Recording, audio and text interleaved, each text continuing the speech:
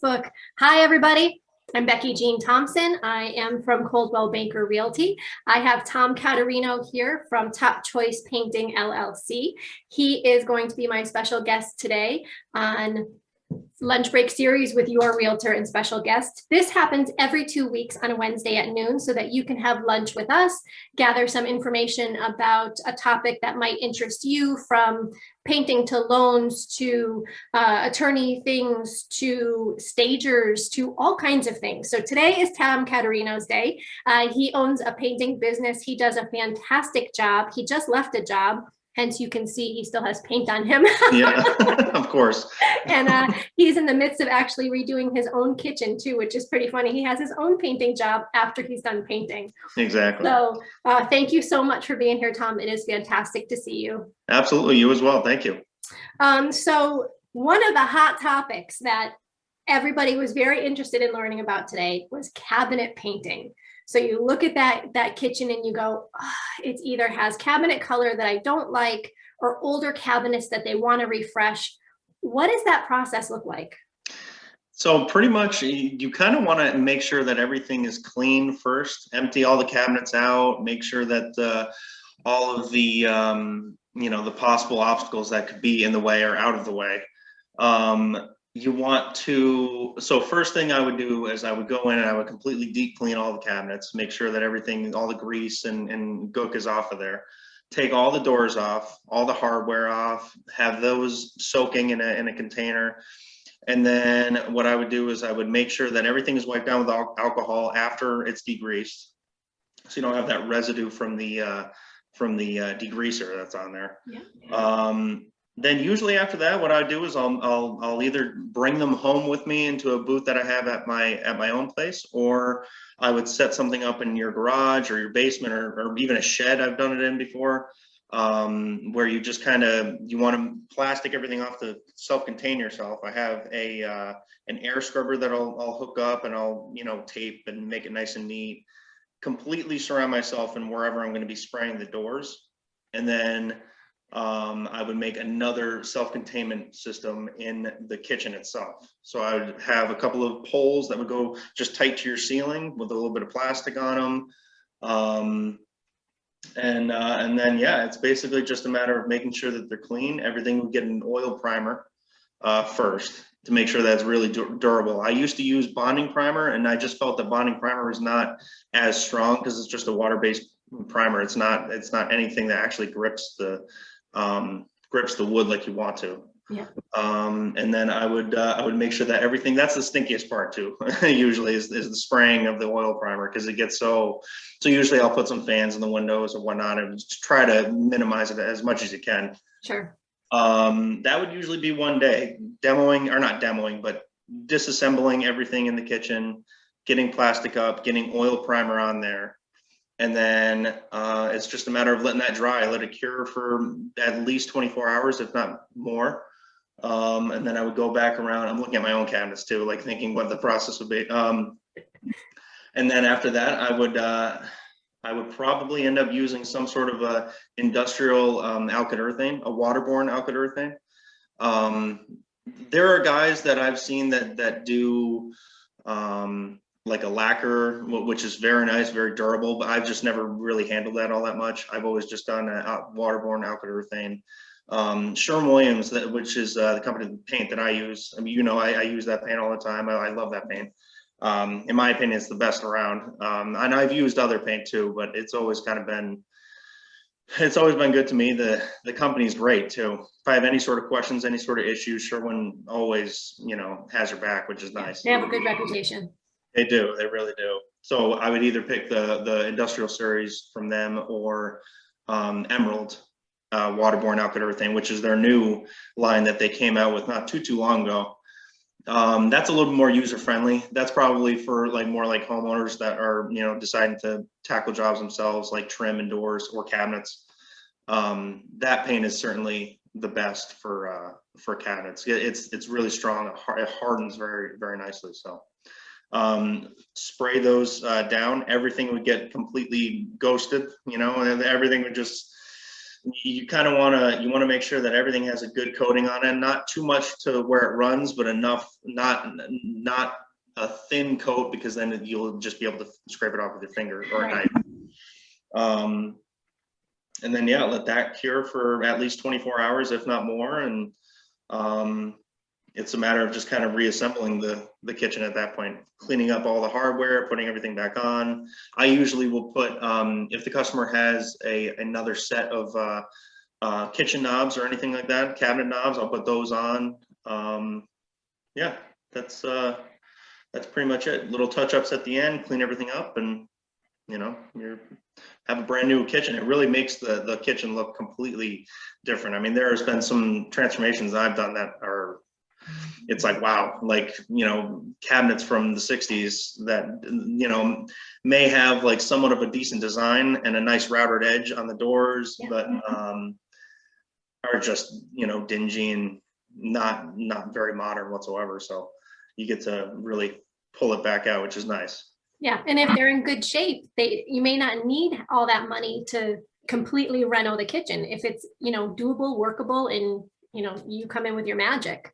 Right, exactly. So usually well, obviously depending on how many cabinet doors and drawers and the size of the cabinets and whatnot, but it's not even comparable. To put new cabinets in versus just coating them is, I mean, you can't even compare it. It's thousands of dollars difference. Yeah. But so one coat, you're saying? One good coat. Yep, yeah. That's usually what I'll do. That with my sprayer that I spray everything with, puts the material on in such a heavy fashion. It's usually 5 or 6 mils, which is pretty. That's pretty thick. That's pretty good. It's so fast that it lays it down nice and easy. It doesn't really matter what. I never really ran into any issue of like a different color, like a dark charcoal gray or something for the lowers, and then white for the uppers or something like that. It's never been an issue, at least so far. Yep. So that's awesome. Yeah. That's awesome. I was showing a house yesterday, and the kitchen was in great shape. It was just old. And I thought I can't wait until tomorrow to just, to talk to you and think of what that kitchen could be, almost like bringing it back to life without all of that expense. Minimal. It's, if you coat the cabinets with, minimal expense, some countertops, a little, a new backsplash, and that really completely changes the whole look of the kitchen. Yeah, for sure. That's awesome. Yeah. So interior ceilings. Some people are like, hey, I grew up with popcorn ceilings. I did, shows you my age. And I'm totally cool with it. It is what it is. If I could buy a house without popcorn ceilings, I have that option. Sure, I'm in. Some people just don't like them and they want that, to go away ASAP. Absolutely. It's a little bit of a messy process from what I understand. In our old house, we had textured walls in one of the rooms. Whew, that was a messy process. So I'm thinking that it's probably somewhat similar, but I know that there's like vacuums and all kinds of things that you can use on the ceiling itself to de-popcorn or smooth them out. So what does the process look like to update, if you will, interior ceilings? So the first thing that would happen, of course, obviously is, quarantining. I hate to use that term nowadays, but so yourself with the word. Right, exactly. Yeah, now you are. Yourself in whatever area that is going to be done, obviously plasticking everything off, and then the ceiling. Sometimes what I'll do is I'll either use a chemicals sprayer, or I'll take my airless sprayer and just fill it up with water, because you can run warm water through there. Wet the ceiling, but pretty good, to try to moisten up as much popcorn as there is. If the popcorn's already been coated, it might not be the method to do it, because it can be, it won't do much. I mean, you're going to have to penetrate how many coats of paint are on there. So if it's typically a house that's built, say 35 years ago, and the ceilings have never been painted before, except for obviously when they did the popcorn when they built the house. That popcorn tends to come off much easier than other coated popcorns. So if you can, if it's a ceiling that's never been painted before, you spray a little bit of water on there.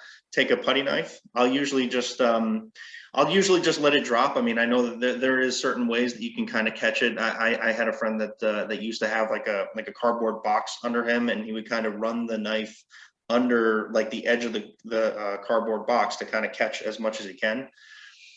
I usually just kind of get messy. That's why I kind of am plasticking everything off to make sure that it's okay to get messy. Sure. Scrape everything down, let the ceiling dry for a little bit. I'll put some fans on there. It's just water, so it dries pretty quick. And then I start skimming usually. The first coat, I would mix up some joint compound, and I usually use the dark green lid.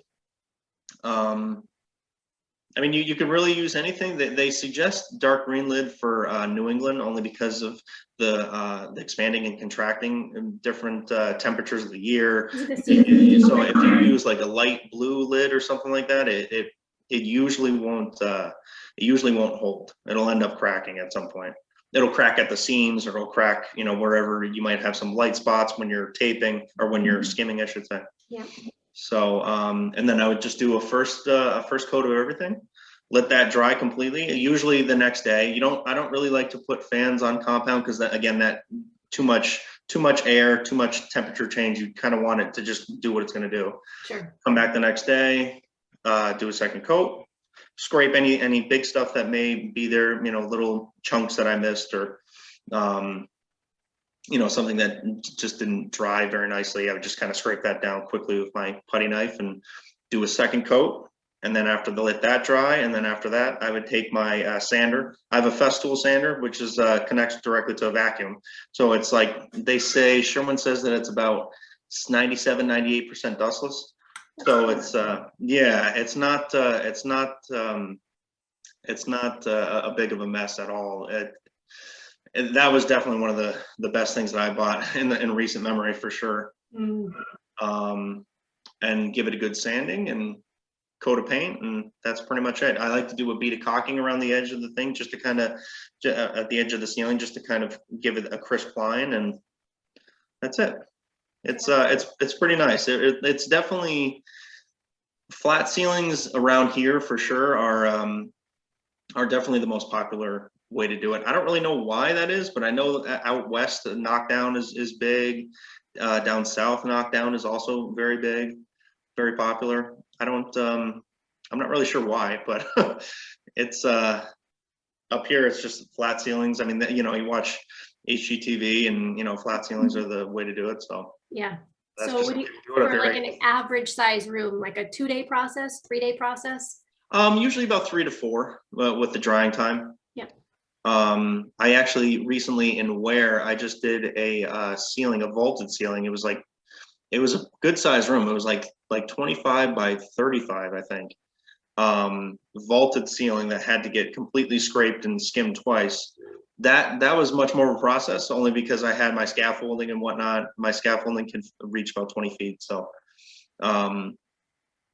that was like maybe 5 or 6 days. Yeah, I think I saw those pictures. Right, on my Facebook page that I did post some pictures. Yep, I remember that. I was like, wow, that was a job and a half. Yeah, for sure. So various, normal paint jobs where you're not doing cabinets, so you're not scraping ceilings. What does that look like? So for, a bedroom or the exterior of a house, what are the average timelines?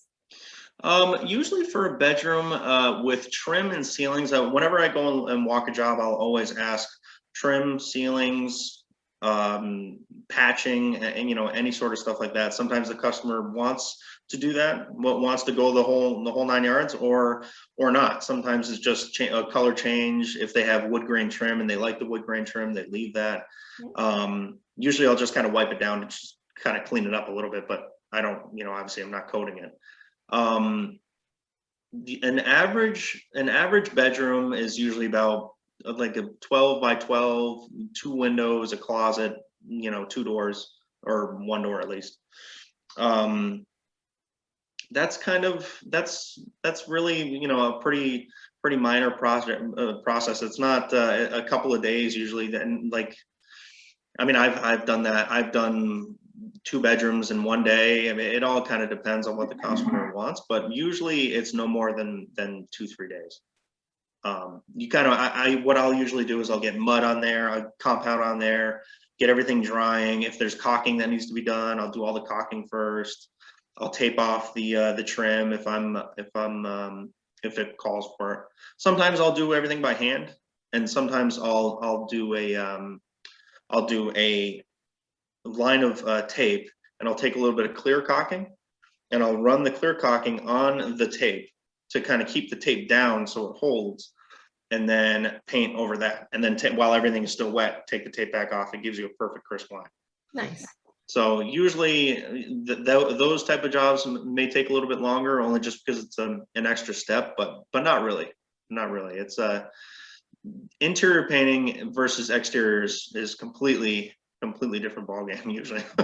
Yeah. But and exterior, rooms that have sort of an average size, the exterior of a house could be.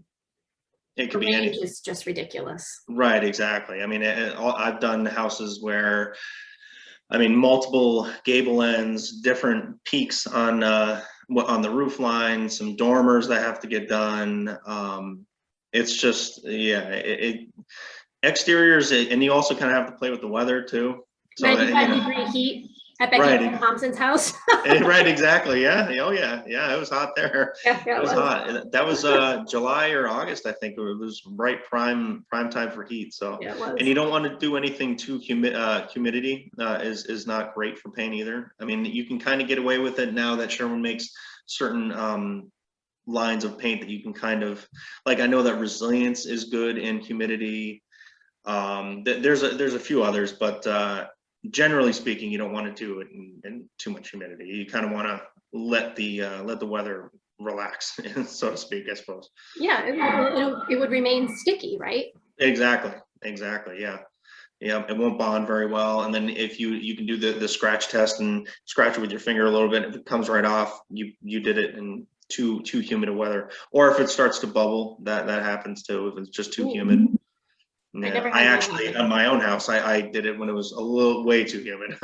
So I have some bubbles on my own house, which I'm not proud of, but it was one of those things where I had 400 things that had to get done, and I just try to make it work. It's my own house. Yeah.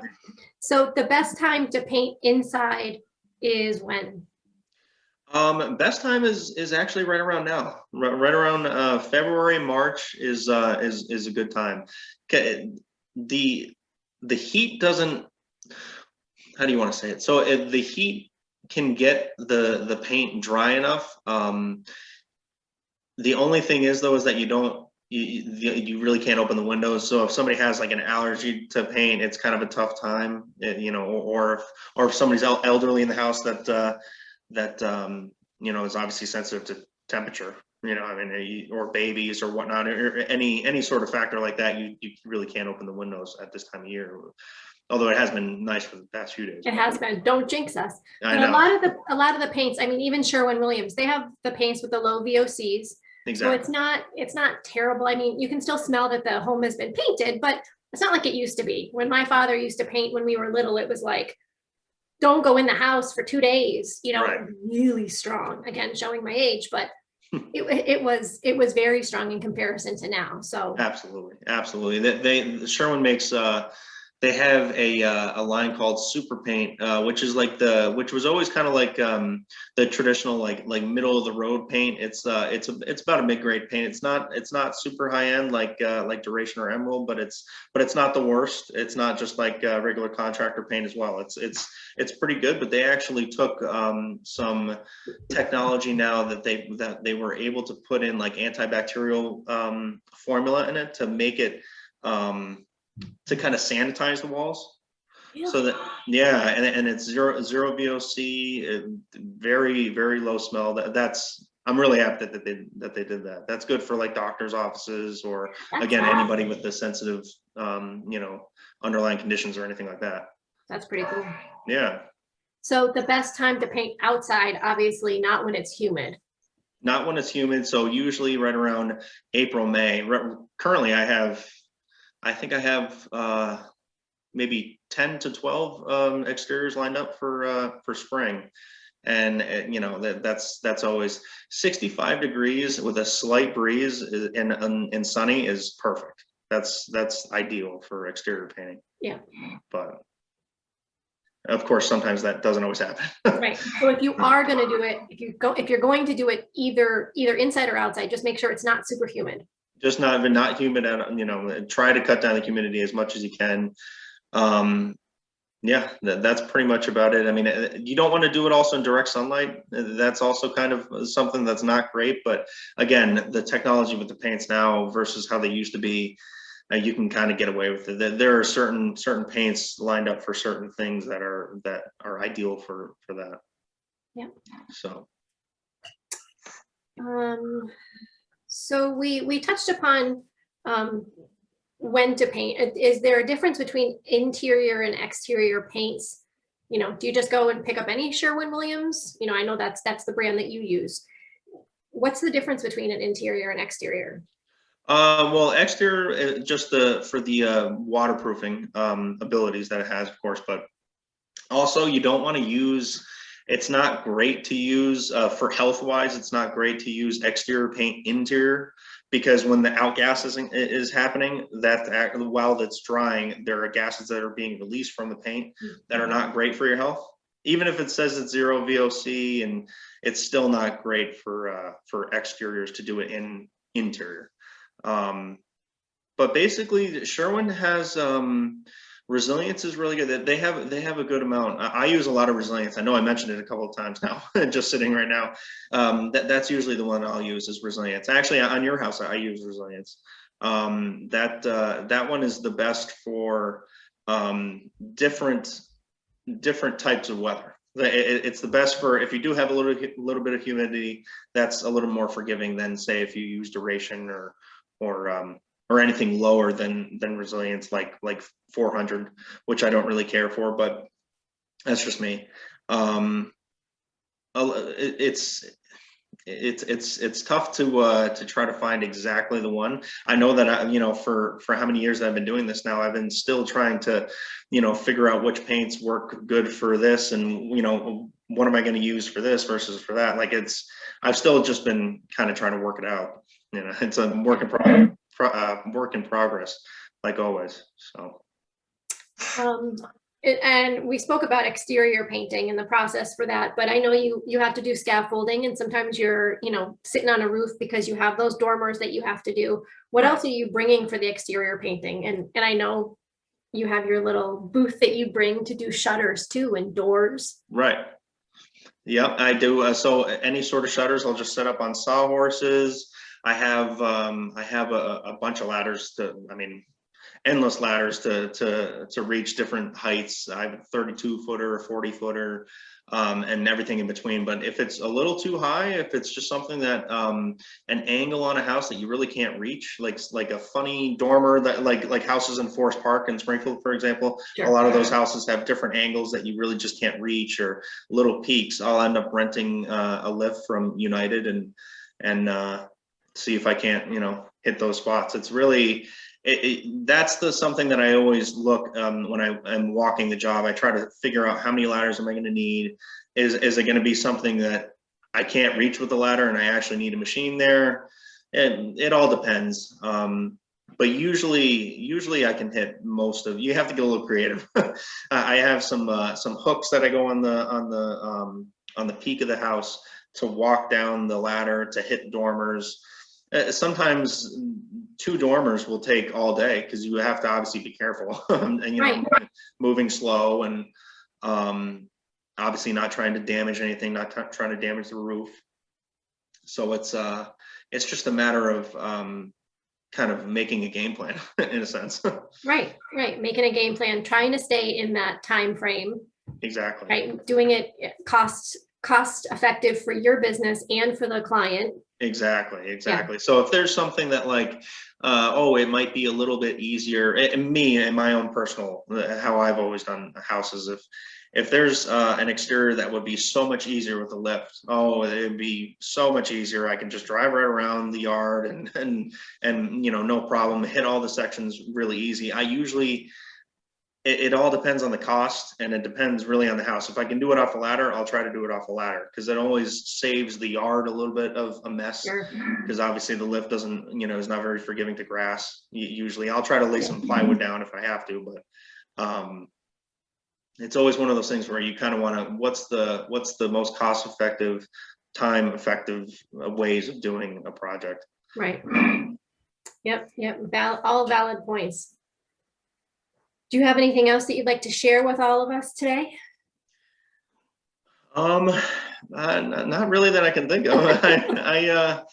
Yeah, I don't know. I mean, I have a lot of work to do in my own house as well as how I'm looking around right now. And, but I think talking about everything.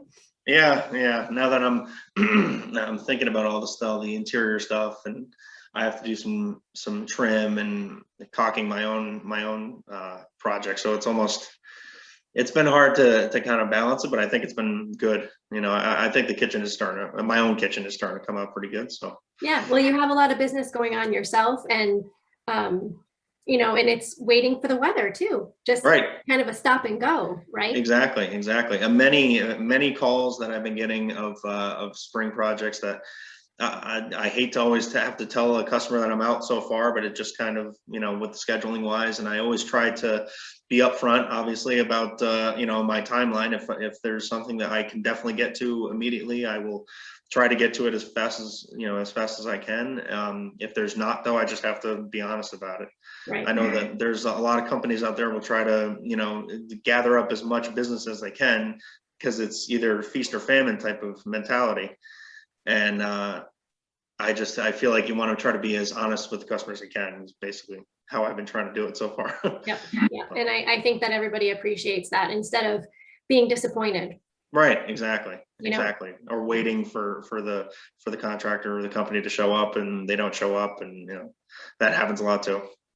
But yes. Unfortunately. Yeah, absolutely. Yeah. Tom, thank you so much. Tom Caterino from Top Choice Painting. If you need his info, I'll tag him in in a comment below when I post the live or the recorded session. I'm all over the place today. So it's nice. It was very nice to see you. I'm glad to hear the family is doing well. Thank you. Absolutely. Thank you. I appreciate it. Thank you very much. Thanks everybody for spending your lunch with us. Talk to you soon.